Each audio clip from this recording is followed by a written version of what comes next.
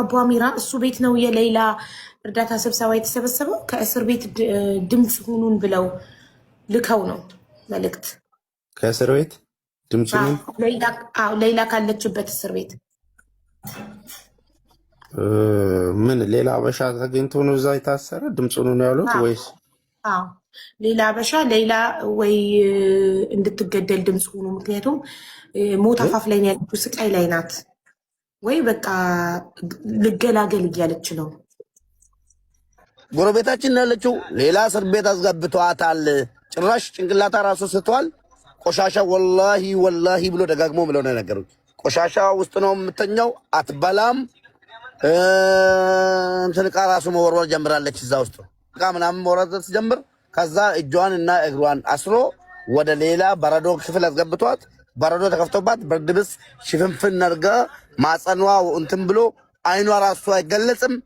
ሰው ራሱ አትመስልም። በእናትህ አልቅሳ ማለት ነው መጨረሻ ላይ እኔ ነገ ነግሬ ልክልሻለሁ። በእናትህ ሙባረክ እናት ካለክ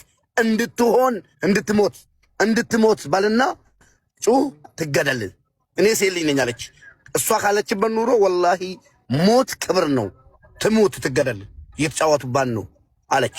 በቃ ትገደል። ያው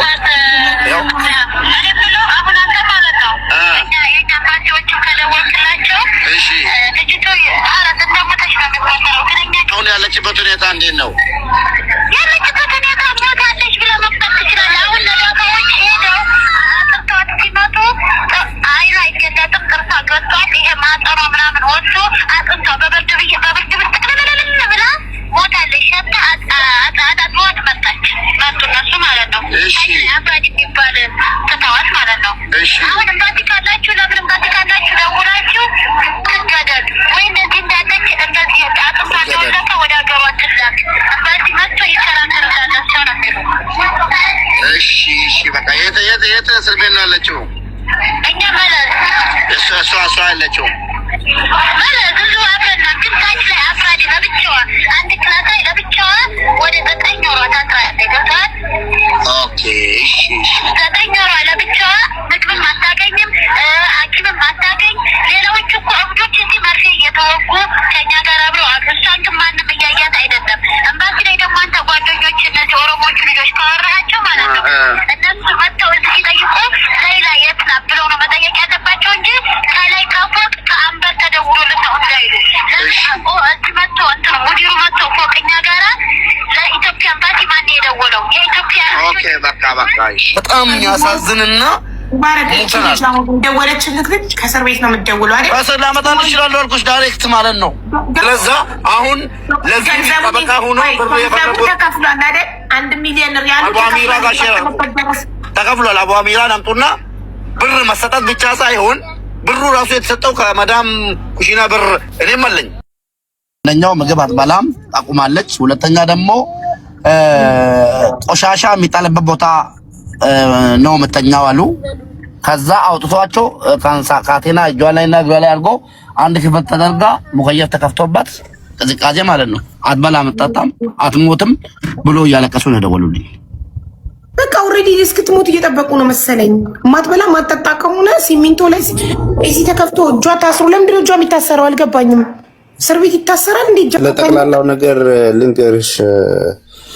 እሺ ይቅርታ አድርግልኝ። አንድ ነገር ለሀቢባ ነገ መስማት እኔ ለሀቢባ ሪከርድ አድርጌ ልክላታለሁ። ለምን ድምጿን ደግሞ ይሄ ነገር ተንኮል ገብቶበታል ይመስለኛል። ጭራሽ ደግሞ ድምጿን ይዞ ልጅቷን ተጠቅመዋት ደግሞ እንዳስገድሏት እቺ ማለት ነው የነገረችኝ ማለት ነው። ድምጹን በሁሉ አልተጠቀሰም እኮ አዎ፣ ድምጿን ራሱ ልክልሻለሁ በውስጥ ማለት ነው። ሌላም ሀቢባ ማለት ነው ነገ ሪከርድ አድርጌ በደንብ አንዷ ምን አለች መጀመሪያ ብዙ ሰዓት ነው ያወራነው። አንዷ አልተከፈለም አለች ስትለኝ አንቺ እዛ ውስጥ ነው ያለሽው እንዴት ታውቂያለሽ ስትል ኖ 1 ሚሊዮን ተከፍሎ 1 ሚሊዮን ተከፍሏል ነው የተባለው። ልጅቷን የተባላን ነገር ነው እንግዲህ ያቺኛዋ ማለት ነው። አሁን ደግሞ ጭራሽ እስኪ እንድትናገረኝ ማድረግ ትችላላችሁ አልኳቸው። ጎረቤታችን ያለችው ሌላ እስር ቤት አስገብቷታል። ጭራሽ ጭንቅላታ ራሱ ስቷል። ቆሻሻ ወላሂ ብሎ ደጋግሞ ብለው ነው ነገሩት። ቆሻሻ ውስጥ ነው የምተኛው፣ አትበላም። ትንቃ ራሱ መወርወር ጀምራለች እዛ ውስጥ እስር ቤት ውስጥ እቃ ራሱ መወርወር እጇ የታሰረው ለዛ ነው። አዎ አሉን። እቃ ምናምን መውረድ ስትጀምር ከዛ እጇን እና እግሯን አስሮ ወደ ሌላ በረዶ ክፍል አስገብቷት በረዶ ተከፍቶባት ብርድ ልብስ ሽፍንፍን አድርጋ ማጸኗ እንትን ብሎ አይኗ ራሱ አይገለጽም። ሰው ራሱ አትመስልም። በእናትህ አልቅሳ ማለት ነው መጨረሻ ላይ ያው 13 ዓመት ሆኗታል እስር ቤት አሁን። ከዛሬ 3 ዓመት በፊት ነው 2 ዓመት ከምናምን ሆኖታል። ይህንን ጉዳይ ያው የሞት ፍርድ ተፈርዶባት ለ9 ዓመት ከታሰረች በኋላ ጉዳዩ ወደ ቲክቶክ መጣና አባሚራ ነበር በጊዜው ሄደን ሀሳብ ሰምቶ እዛው ሳውዲ ስለነበረ ይዞት የመጣው። ከዛን ተሰባሰብንና ለመርዳት ቲም ሌይላ የሚል ግሩፕ አቋቁመን ሁላችንም ብር አሰባሰብንላት ማለት ነው። ጠቅላላ ማን ቤት በአንድ ቀን አይደለም 2 ወር ነው ቁጭ ብለን የሰበሰብነው። በአንድ ሰው ቤት በተለያየ ቤት ነው ወይስ በአንድ ሰው ቤት? በቃ ቲም ሌይላ ግሩፕ ውስጥ ሁላችንም አለን። ይመጡልሻለን፣ እንመጣልሻለን ከፈለግሽና እኔ ቤትም በተለይ ኦልሞስት ወደ 70% አሲያ ቤት ነው ያው የተሰበሰበው። ይሄ ብር ሲሰበሰብ የሚፈለገው 2 ሚሊዮን ሪያል ነበር አይ ቲንክ በሳውዲ 2 ወር ተቀምጠን ወደ 38 ሚሊዮን የኢትዮጵያ ብር ተሰበሰበ ማለት ነው። ከዛም ብሩ ሞላልን። ብሩ ሲሞላ ያው ብሩ የተሰበሰበው በ3 ሰው አካውንት ነው፣ በእናትየው በአባትየውና በወንድምየው። ህዝቡ የመጠየቅ መብት አለው። ብሩ ከህዝብ ነው የተሰበሰበው፣ ህዝቡ የመጠየቅ መብት አለው። ለምን እቺ ልጅ አንድ ነገር ልንገርሽ ሀቢባ፣ አንድ ነገር ልንገርሽ። እቺን ልጅ እኛ ስናሰባስብ እኔ አላቃትም። ለምሳሌ ሁላችንም 2 ወር ተቀምጠን ያንን ነገር ስናደርግ ከጫፍ ጫፍ ነው ህዝቡ የሰበሰበው። ብሩ የት ደረሰ? 1000 ጊዜ መጠየቅ መብት አለው። ሚሊዮን ጊዜ ስንጠየቅ ማስረጃ መስጠት አለብን። እስካገባውበት ድረስ እኔ ያንን ማስረጃ በቂ ነገር አለ። አታስቡ። ለዛ የሄደበት እንዴት ነው ምናምን የሚለውን አንደኛ በአካውንቱ ያለውን ነገር ራሳቸው ቤተሰብም ይነግሯቸዋል። ይሄ ብር አለ፣ ይሄ ብር ወጥቷል፣ ይሄ ተልኳል የሚለውን እኛ ጋር ማስረጃ የገባበት ስላለ እሱን ይልክልሻል። ያለውን ነገር እሱ አይደለም አሁን የብር ጉዳይ አይደለም። እዛ እንደተከፈላቸው እንደደረሳቸው ኤምባሲውም ይነግራቸዋል። መግለጫ ሰጥቶ ኤምባሲው የለጠፈውን እንትንም ከሳውዲ እንትን ፔጁ ላይ ማምጣት ይቻላል። በህጋዊ እንትን የለጠፈውን ከዛም ደግሞ የከፈሉበትን እያንዳንዱ ሰዎቹም ተከፍሎናል ያሉት ቤተሰቡን ራሱ ያሉበትን ራሱ ኮሚቴው መጥተው ይነግራቸዋል። እሱን አይደለም አሁን ልጅቷ ከተፈረደላት ለምን አትወጣም ታዲያ? ምን እስክትሆን ነው 2 ዓመት ሆናት ከከፈልንላት። ተከፈለ ከተባለ 2 ዓመት ምን እስክትሆን ነው የምትጠብቁት ብለን ነው የዛሬ ወርም እኛም ስንጠይቅ የነበረው። ትንሽ ጠብቁ፣ ፍርዱ አልቆላት በህጉ መሰረት 13 ዓመት ነበር የተፈረደላት። 13 ዓመት ከ3 ወር ነው የሚለው ህጉ ላይ።